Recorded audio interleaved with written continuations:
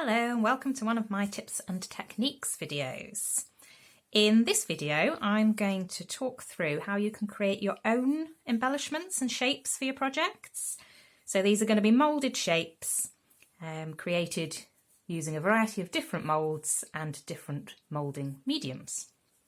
I'm going to talk about a number of different brands of both air drying clay and of moulds that you can buy. And I just wanted to clarify at this point that I'm not in any way affiliated with any of the brands that I'm going to talk about. They're just the ones that I find work really, really well for what I do and the projects that I make. So all of the information I'm going to give you is based on my own experiences and my personal preferences. So in this video, I'm going to start by talking you through the different types of moulds that I use and showing you some different examples. I'll then show you which clays that I use and why I've found that there isn't one type of air drying clay that's suitable for everything that I need to do. And then finally I'll do some demonstrations and actually show you how to use the moulds and work with the different clays. So what we've got in front of me here are just some examples so you can see the types of things that I'm talking about. So the things that I've made on these projects that I've moulded myself are the kind of the ammonites and the shells around the bottom of this one and the fish on there. On this one then, the flowers and the butterfly, the owl sitting there and the little fairy door, they're all ones that I've moulded myself. And then on this little plaque, those daisies sitting inside there, I've moulded myself. So hopefully that gives you a good idea of the sort of things that I'm talking about and the potential for the things that you could be making to make your projects really, really special and really different. So here are just a few of the moulds that I use, and believe me, this really is just a few of the ones that I've got. I've got a huge box full of different moulds. When you come to choosing moulds, normally the reason you're choosing it is because you absolutely love what you're going to make with it. So it's the design of the mould that you normally go with. But what you'll find is when you order them and you'll get them, actually what they're made of can vary a little bit as well. Now these are actually all made of silicone. And that makes a really, really nice mould, gives you really, really nice detail in it. And generally there's a bit of flexibility and suppleness to them. But that suppleness really does vary from one to the other. So it's obviously the exact type of silicone that they use, the exact formulation they use does vary a little bit. Most of the moulds that you'll find are made for a variety of purposes. So it could be that they're actually food safe and are intended maybe more for making icing decorations for cakes or even for making chocolates and things like that. But any of those moulds are also suitable for using within your mixed media projects. Now, my absolute favourite ones are these type. Not this specific one because it's crosses, but this type of mould. So as I bend it there, you can see that that is really super duper flexible. Now that really helps when you come to get your shapes out of your moulds, having that flexibility. So these ones, this is an Artico. Artico make beautiful moulds, really, really interesting subjects as well that they use for them, a little bit more quirky, some of them. So I definitely say go and check out Artico Crafts and have a look at what they've got.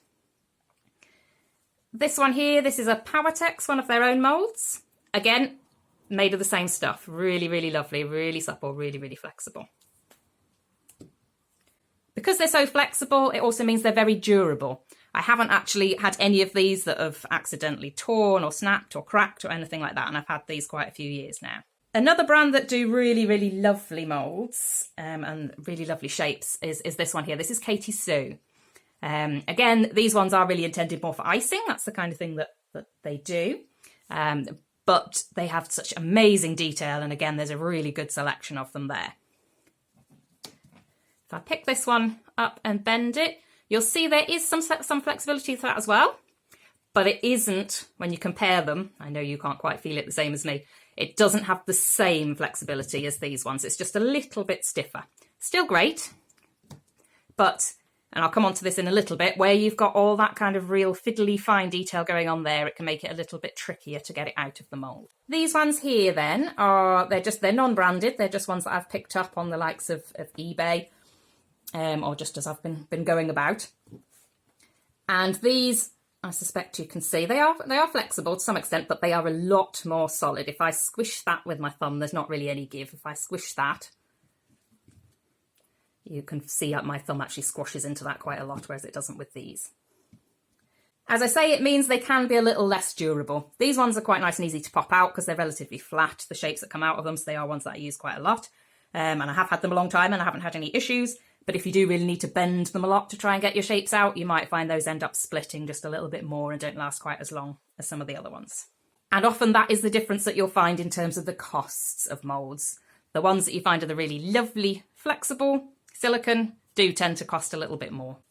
And then the last one I've got there, this is actually an ice cube mould. It's by a company EMP.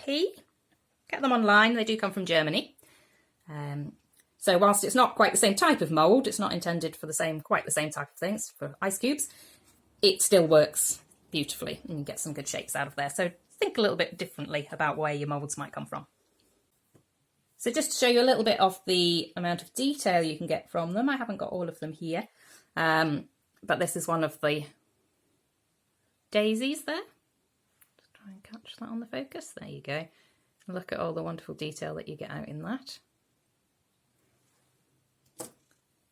Here's one of the skulls, the more spooky of them.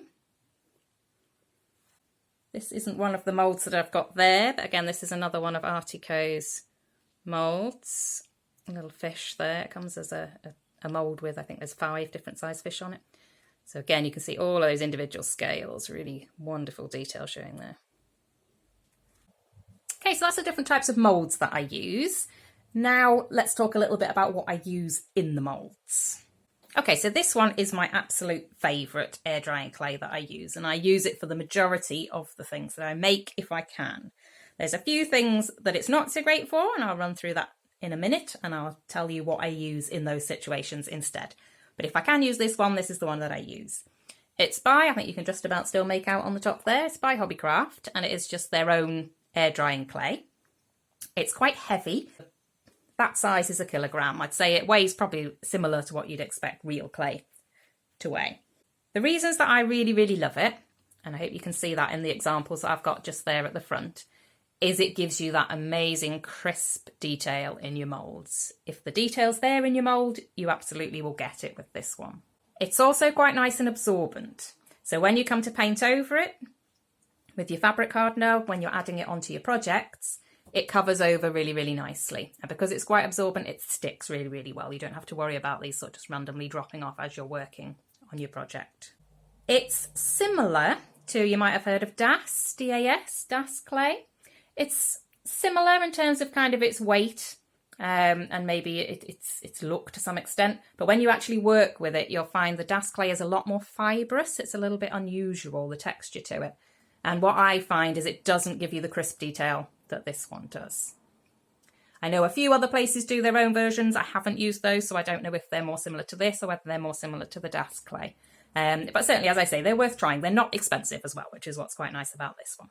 For a block that size, you're looking at, I think it's £3.75. It's certainly under £4. And as you can see, if you're making just relatively small embellishments like these, you're going to get stacks of them out of a pack. So if I lift a couple of those up so you can, again, see that detail that you're getting in them. Let's just see if I can get that to pick up. So in there, this is one of Artico's fairy door moulds. Get all that lovely planking detail down them. I love this owl. Again, this is just one that I've picked up on travels. I think it was an eBay one, something like that. But look at all that beautiful detail you get in him. All his feathers and everything. And here again, this is just another one that I've picked up. Oh, with a green man face. I do like a green man. Okay. So I think you can see from there the really good level of detail that this clay really does give you. It does have a few drawbacks. With this type of clay, remember, once it's dried, it's not water resistant at all. If I put one of those back into water or run water over it, it's essentially going to kind of turn back into clay and dissolve into it. So if you're making things for outside, some people will say if you completely cover it with your fabric hardener, if you give it an extra coat of varnish, then it'll be fine, which it might be. Absolutely, it could be. But you've got to be confident you've covered every tiny little bit of it and there's not a tiny little hole that water can get in, and water is a bugger for doing that. And if it does, it will kind of dissolve and it'll drop off your project. So I don't use this if I'm making things for outside. It is still kind of relatively brittle. If it's a good solid one, it'll be quite hard to snap. But if it's something a little bit more fiddly, I do use some butterflies. If I show you the butterfly on my book again there at the top. Notorious for if you pick that up and you're a bit rough with it and squash it down hard in the middle, it will snap in the middle. Not normally a huge problem because your fabric hardeners do all stick things back together again, so you can repair it very, very easily. But just to be aware that it is still brittle and it can still snap. But on there, so you can see those examples. So these ones have all been done with this clay. So my owl and those flowers, the little door. So they've all been, oh, and the leaves as well. They've all been made with this clay. Another thing about it is you do need to leave it in the mould to dry completely. You can't take it out while it's still wet because it will kind of stick within the detail of the mould and it won't all come out cleanly. So leave it till it is fully dry before you lift it out of the mould. And it's also not ideal for really fiddly moulds. So if I come back to the beautiful seahorse one that I've got here, these little tails, they're an absolute nightmare. And if I'll show you one, I had a few of those whilst I was trying to get them out like that. I could not for the life of me get it out without snapping its tail. Because obviously once it has gone hard and you need to leave it to go hard in that mould, it becomes brittle. That little bit's very, very fiddly. Again, this mould doesn't bend a huge amount to allow you to ease it out there, and as you bend it, that small thin curly bit does have a tendency to snap off. So if I'm using fiddly moulds like these, I don't use this clay. It also doesn't work for my ice cube mould. If you can see with that, it's not very thick, it's very, very squishy, the face is, so if I'm pushing clay into it from this side, the chances are I'm going to disrupt the face a little bit and not get a clean mould coming out of there. So I don't use it for those. In terms of storage as well, with all of these, they are obviously air drying clays, so you mustn't let the air get to them whilst it's being stored. Otherwise they will just all go hard and you'll have lost it. So I've left that there with that sitting open, which is very naughty really, but it's only just for a little bit of time. So the way I will store that is I will turn that over as much as I can, put it into another plastic bag that I can then seal airtight. And that's how I would store that type of clay. Okay, so the next type of air drying clay that I use is this one. So this is Hearty super lightweight modelling clay. And it really is super lightweight. So this is a similar size packet to the previous one that I showed you. Whereas the Hobbycraft one weighs 1 kilo. This weighs just 200 grams. So it's a fifth of the weight. And it really is light. Obviously you can't feel this, but these are super duper lightweight. It dries to almost it feels a little bit like a foam. I would say almost like, it's actually very much like your foam sweets, like your foam bananas and your foam shrimps. It reminds me very much of those. This one's actually quite stretchy while it's wet. So you can pull it and mould it. It's very flexible. It's lovely, but it has a very much an elasticity to it. That's why, as I said, it's really, really good for those fiddly ones. So there you can see one of those seahorses done and how it's come out beautifully. I've got that tail and that curl on there perfectly. Because it has that elasticity to it, what you can do is you can actually take it out of the moulds before it's fully dried. I do tend to leave it in just for a little bit so that at least that top surface has started to dry off a bit before I try taking them out. But they do come out very, very cleanly even when they're not dry. So again, that's what helps get them out of those really fiddly bits. However, if you do take it out when it hasn't completely dried, what it will often do is kind of warp. So I don't know if you can quite see it with that feather there. It's actually, I don't know quite how to angle it so that you can see it. It has warped up. The ends do bend up off the table surface. It's not laying flat there. And again, something's happened with the seahorse, so it's actually arched up a little bit in the middle. Particularly with your thinner pieces like that. The fossil there is nice and big and chunky, and that's dried absolutely fine. No issues with it at all. But just one thing to be aware of, it can just warp a little bit as it dries. Now, I said they are bendy. So if I bend, you'll see that has some flex to it, but there you go, demonstrated. It doesn't take much at all to snap it. You can snap these a lot more easily than you can with the previous one. So again, just something to be aware of. Don't kind of force things once it has dried. While it's still wet, it'll have that flexibility and you can move it around a little bit. But once it has dried, it will snap quite easily. It's also not as absorbent once it's dried. It has more of a synthetic feel to it. So when you come to paint over it, it does resist the fabric hardener a little bit, and you normally have to put 2 or 3 coats over to get it completely covered so that you don't see the white through anymore. I also find with it sometimes the detail doesn't feel as crisp. So I've got a couple of examples I can show you with that. So it's not the same size, but it is the same mould, and they do have the same level of detail in them. Let's get that to focus for you. So this is done with the Hobbycraft clay. This one's done with the Hearty. And you can see it doesn't have the fine detail that one's got there.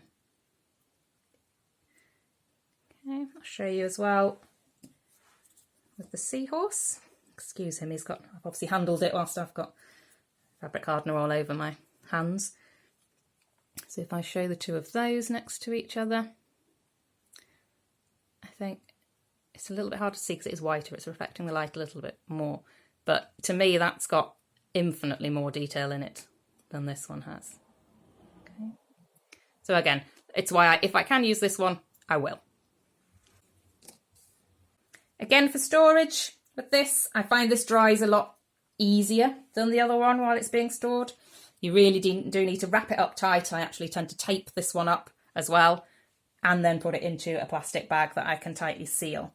One thing they do recommend, which I don't do and I probably should, is actually to put a damp piece of kitchen roll or something like that, or a damp sponge or something in with the packet as well, just to keep a little bit of moisture within there, again, just to help it dry, not drying out. If I show you what it looks like inside there, you'll probably see that part on the end there. That's pretty much hardened up now, and I'll not be able to use that. As I say, this bit in the middle is still usable there. You can see it pulling away. But I'll show you moulding with all of them in a bit. Just a quick one with this one, as it's not technically an air drying clay. This is Plaster of Paris. Now, Plaster of Paris you can use in any of the moulds. It will work.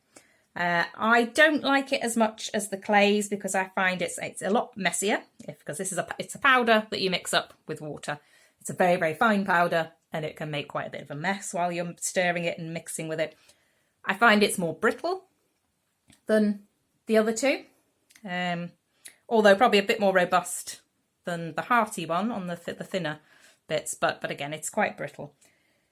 And the other issue that I find with it is you'll get air bubbles, and you do have to work really, really hard not to get them by just agitating your mould once you've poured it in, so that you get all those air bubbles coming up to the surface and they don't stick. So this is the one you're thinking, why are you telling us about it when you're saying it's so awful? It's the one that I do use in the ice cube moulds, just because they've got that squishiness. What I can do is I can just sit them there, I can pour the Plaster of Paris in, jiggle them, bang them about on the table for a bit whilst they're drying and setting, and leave them there like that. And I find that's the best thing to use in that specific mould that I use. And then the last type of air drying clay that I use is one that I actually mix up myself.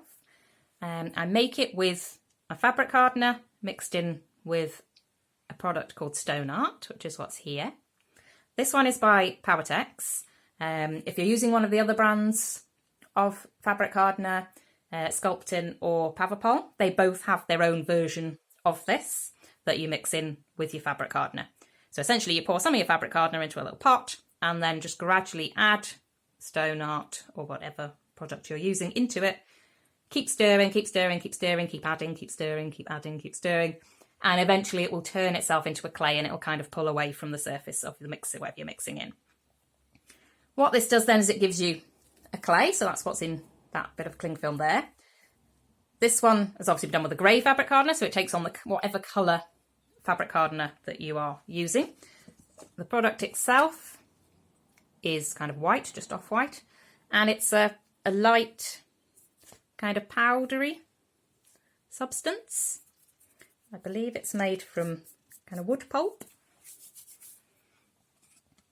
But as I say, they've all got their own kind of version of it. So why do I use this one? Well, what you get with it essentially is you get a clay that has the properties of the hardener that you've used within it. Big thing out of those is that it is weather resistant, water resistant. The one before that I showed you, Hearty, is to some extent It has some water resistance to it. That's why it doesn't take the fabric hardener quite so well. But this one, it does, and it is, once it goes hard, it is absolutely solid and robust. You are not going to be able to break that almost as hard as you try. Another good thing about it is you can pop it straight out of the moulds. So you can literally push it in. Again, I'll show you this in a minute.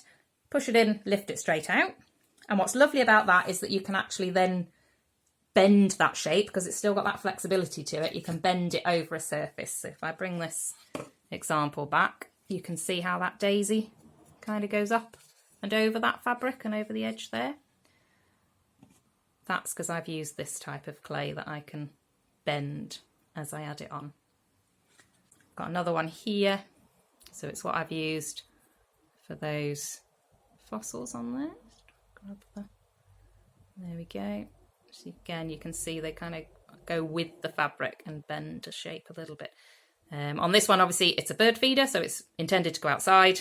So that's going to give me that weather-resistant embellishments on there. It also gives you really, really good detail. So I pick that one up. The difference between those two, sorry, I should point that out. Sometimes you'll find you still got some of the white showing through your clay. And also what I suspect with this one is if it's still a little bit tacky and it hasn't mixed in completely, or you could add a little bit more of the powder in. If it is a bit tacky, you can sprinkle some of that into your mould, almost like flouring it if you were baking. So then when you lift it out, you do end up getting a little bit of white coverage over it. But then all you do is take your fabric hardener and paint it back over the top. So if I pop that one up there. Come on, focus. There we go. So you can see there, we've got all that really lovely detail. So it does make really good embellishments.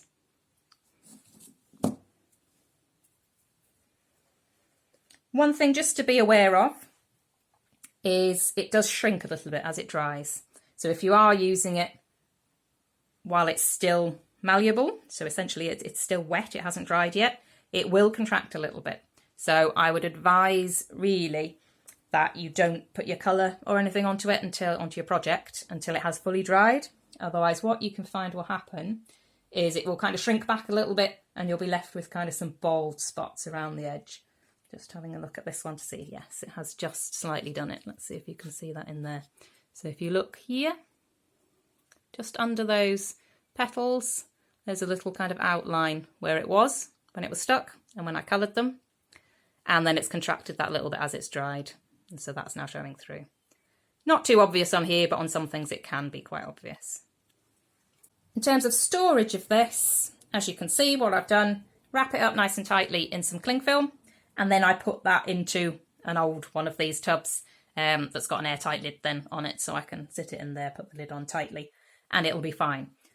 It actually improves a little bit with time. If you've just mixed it, it can be very tacky, and I tend not to use it at that point. If I'm doing it for moulding like this, I'll leave it for at least a couple of days until I'll attempt using it in a mould. It can become quite solid when it has been sat for a while. If you see there, if I try and squish it in, I can. It takes a little bit of effort, but I'll just massage that with my hands and kind of work it and knead it, and just the heat of my hands will soften that up nicely so that it's perfectly usable. In terms of how long it lasts, that one I've mixed up, I would say at least 2 months ago would be my guess. So it does keep absolutely fine. Okay, so the next thing I'm going to show you is just kind of how to work your clay into your moulds. So what I've got here is just a little bit of that clay there, so the Hobbycraft's own air drying clay. And I'm just working it between my fingers just to soften it up and get it nice and malleable. Now, in terms of how much to put in, you can put in more because we can take it off, but it's better to get it as close to how much you're going to need as possible.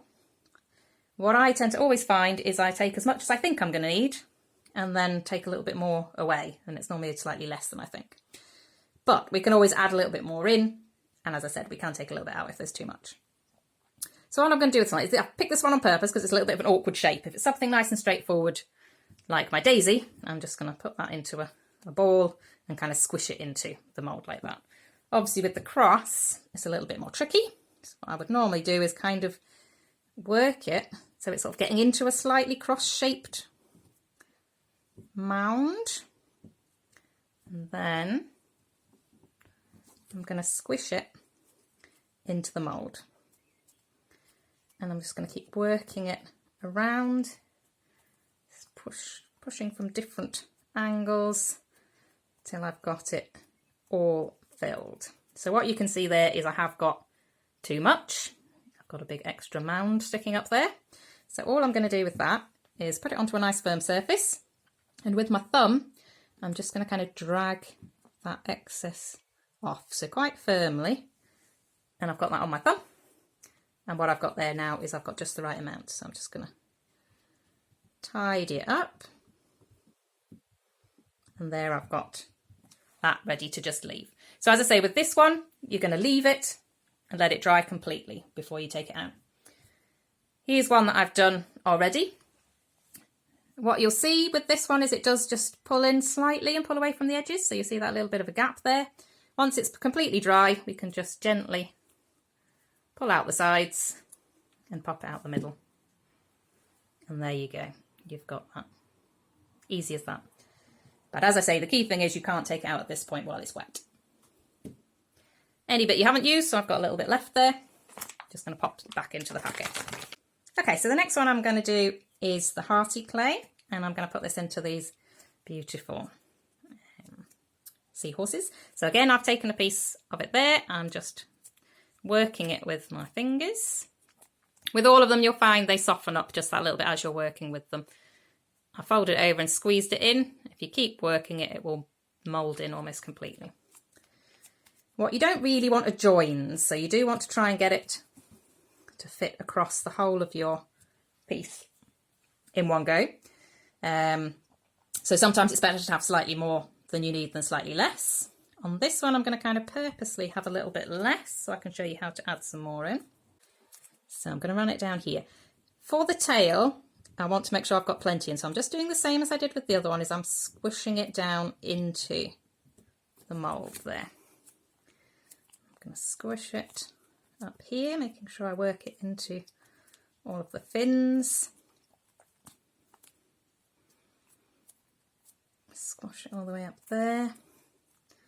If I've not got quite enough, or enough in a certain place, I can get another little bit, and rather than putting it into the nose there, the way that I'll do it is I'll put it onto the back of the head where I've already got some, squish it into there, and that will allow me to just move it gently along. Rather than having, as I say, if I put it in, I might end up with a bit of a line there and see that join. So I'm just going to work that in.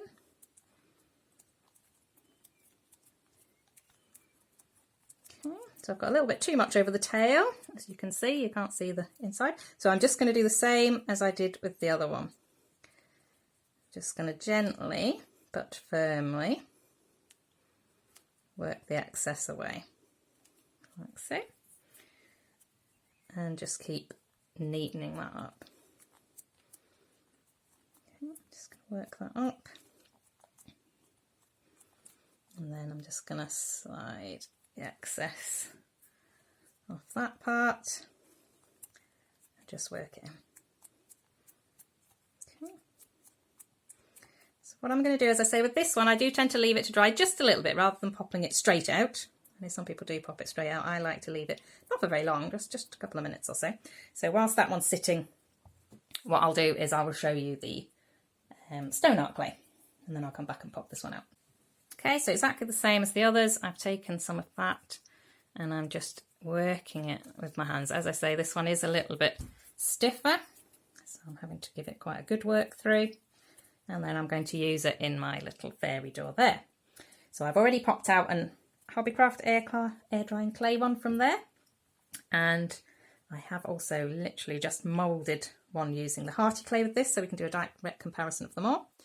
And then I'm going to do one with this. So again, exactly the same way. I'm going to put it in, squish it down into all of the crevices, and I might have just got this one correct, as I have moulded this one so many times. I should kind of know how much I need in there.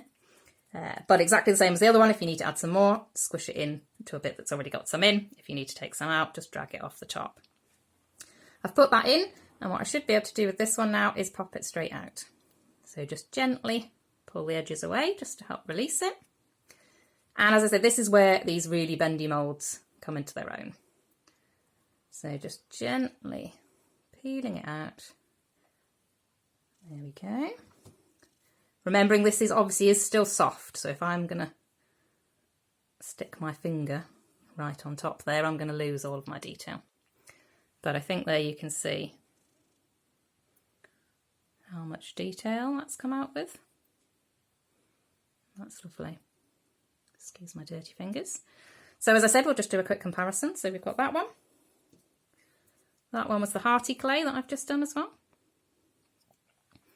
And then that one was the other air dry clay. So you can just compare the details you get there. They're all lovely. They would all absolutely do. As I say, for my own preference, I see that one as having absolutely the crispest detail. Probably followed by that one, followed by that one. Okay. But as I say, the beauty of this one is I can bend it around if I wanted to. If I needed to, say if I was putting it onto a curved surface, I could bend it onto a curved surface if I needed to. So that's one of the benefits there. You can do the same with the Hearty one to some extent as well. To show you there, I can bend that. Again, just watching that you're not squishing the detail on the top. And then just lastly back to that lovely seahorse there. Let's see if we can pop him out. So again, just gently work the sides away. And then what you should be able to do is as you bend it and lift it, it starts popping itself out. So just gently ease it from there. So just work around carefully.